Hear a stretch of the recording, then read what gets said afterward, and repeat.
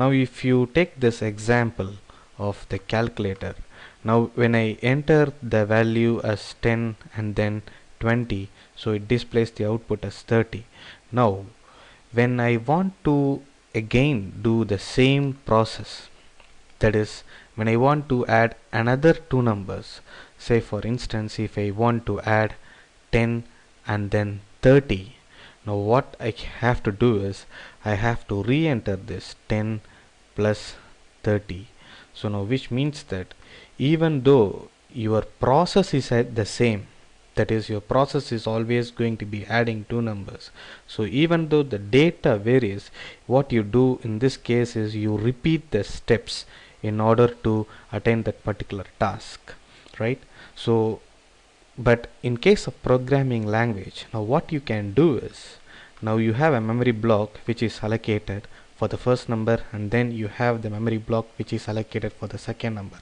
Now how will you know like which is the memory block that is allocated for the first number?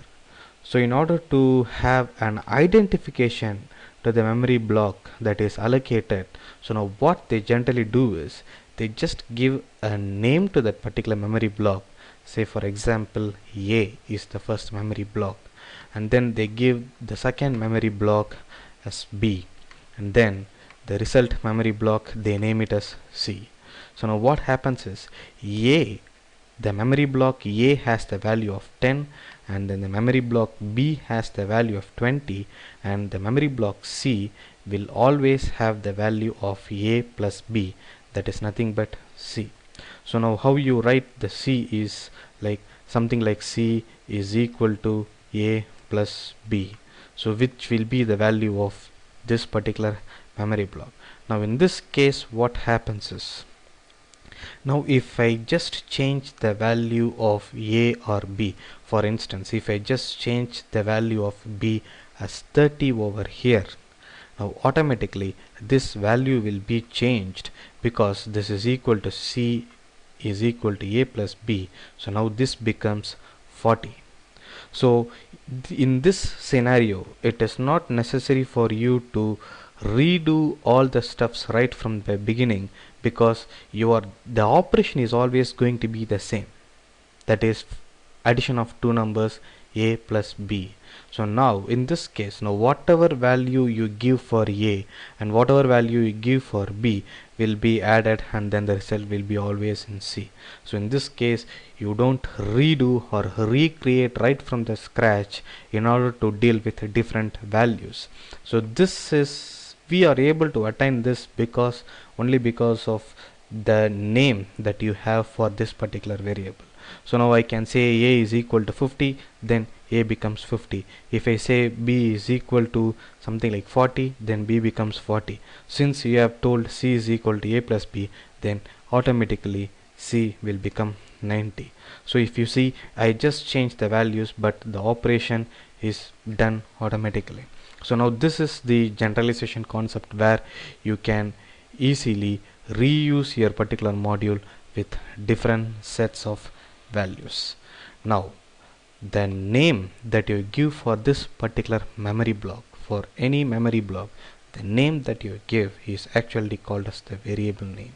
So now A is nothing but it's actually a variable, and then B is actually a variable, and C is actually a variable. So variable is one of the major thing that you will be using in all the programming languages. So for every variable that you use in your program, a memory block will be allocated for that particular variable.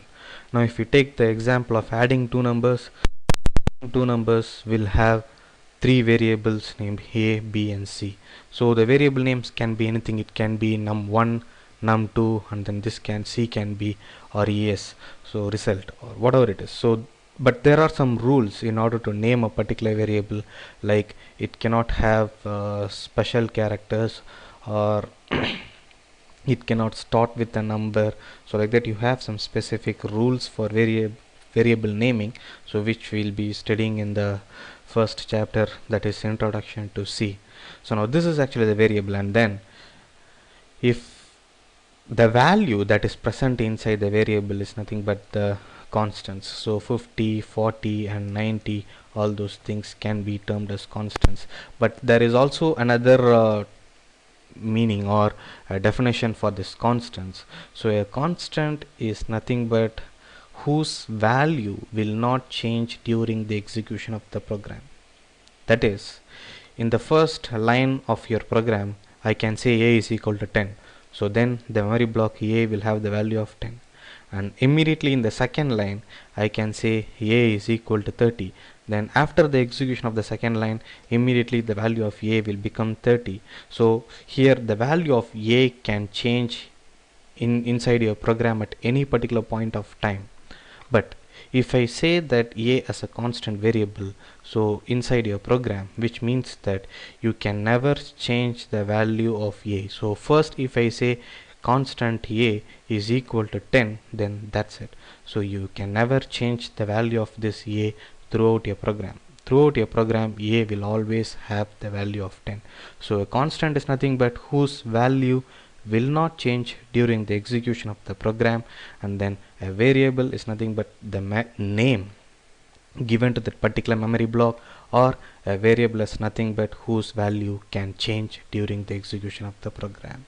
So now this is the very important information that you need to know in any of the programming languages. So all you do is just declare three variables now.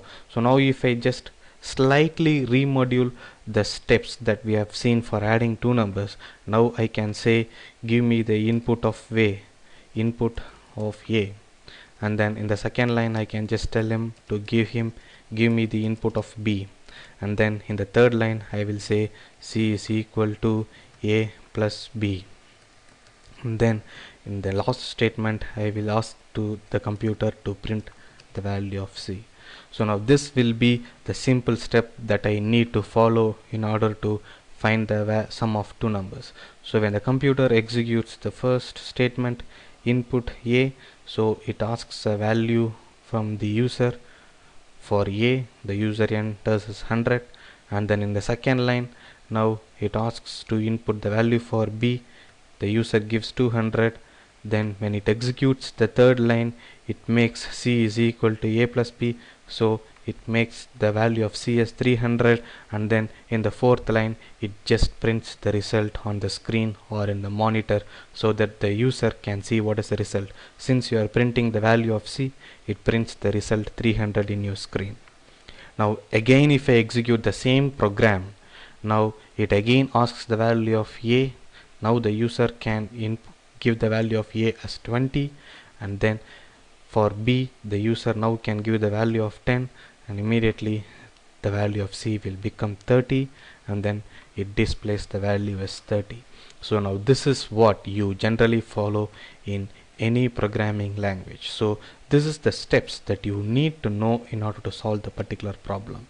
Now this is just a algorithm that you use to solve this particular problem. Now in order to get the value of a, now C language will have a specific syntax for this, how to command the computer to make it to get a value for a particular variable. Now then the C language will have its own syntax, like how to print the value that is present inside a variable.